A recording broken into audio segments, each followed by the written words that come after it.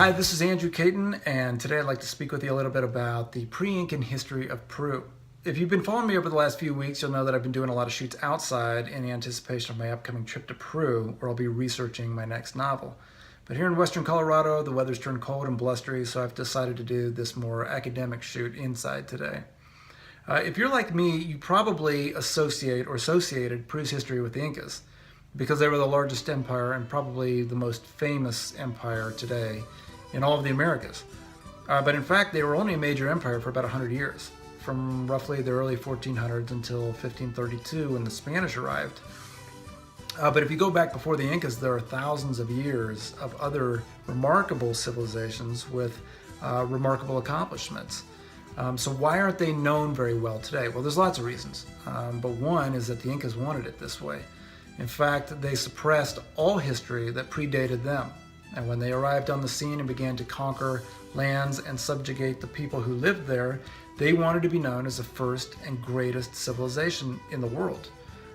So today, archaeologists are just beginning to piece together these civilizations and the people who inhabited them long before the Incas were known. It's believed that people arrived in the Amazon basin in Peru roughly 11,000 years ago.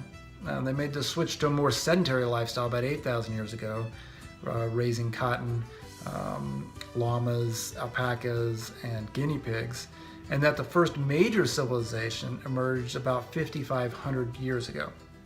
This was the Norte Chico, and in fact, they are the oldest great civilization in all the Americas, or at least the oldest that's known. So what's a civilization? Well, it means different things to different people. Typically, it's associated with complex society, monumental architecture, and writing, but not all civilizations have this. In fact, the Incas didn't even have writing. In any case, the Norte Chico is considered the oldest great civilization in all the Americas, and archaeologists have found evidence of pyramids being built during that time, which are contemporaneous with the pyramids that were being constructed in Egypt. The Norte Chico also constructed the oldest known city in all of the Americas, Caral.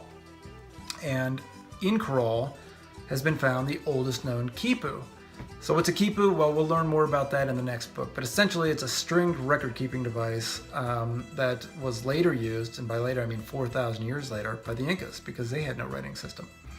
So we have Norte Chico civilization, we have Caral, which was one of the more of their famous cities today, all about 5,500 to approximately 3,500 years ago. Very, very old, long before the Incas arrived. One last point that's interesting about them is archaeologists today have found no indication of warfare or violence. So it makes you wonder what kind of government they had, what kind of society they had, and if they knew something then maybe that we don't know today. After the Norte Chico came the Shahban civilization. The Shahban occupied the highlands from roughly 1500 to about 200 BC. One of their famous sites, Shahban was a religious center. Again, another example of monumental architecture. And the Shahban practiced shamanism, which is a practice that endures even today in Peru. After the Shahban came the Nazca, which existed along the desert in southern Peru. They're famous today for their Nazca lines, which are these massive, intricate, beautiful geoglyphs constructed actually on the ground in the shapes of various animals. Archaeologists today really aren't sure what they were for. They may have been observatories, they may have reflected constellations, or they might have had some other purpose that we just don't understand today. After the Nazca came the Moche, which existed from roughly 100 to 700 or 800 AD. And again, many of the dates with these civilizations vary and are debated today.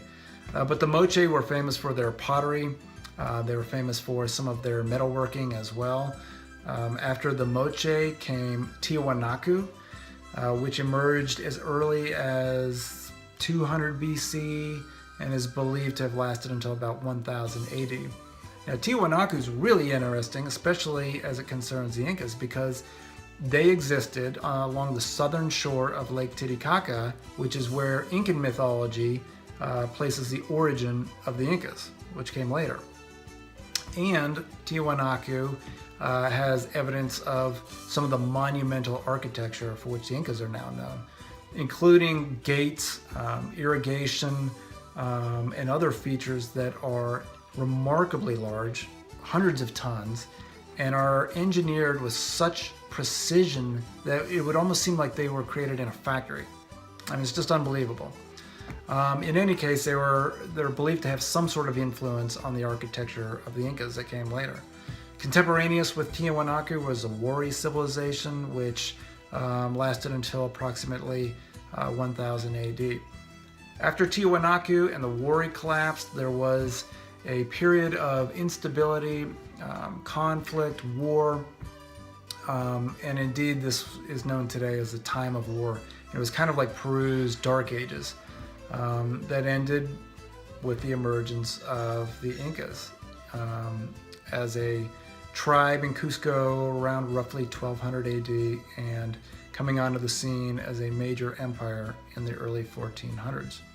So there you have it. There's a quick run through of some of the major civilizations in Peru. That's certainly not exhaustive. There are many more, but these are all areas of Peru's history that Patrick Eden will explore in his next adventure there as part of the book that will be coming out in 2018.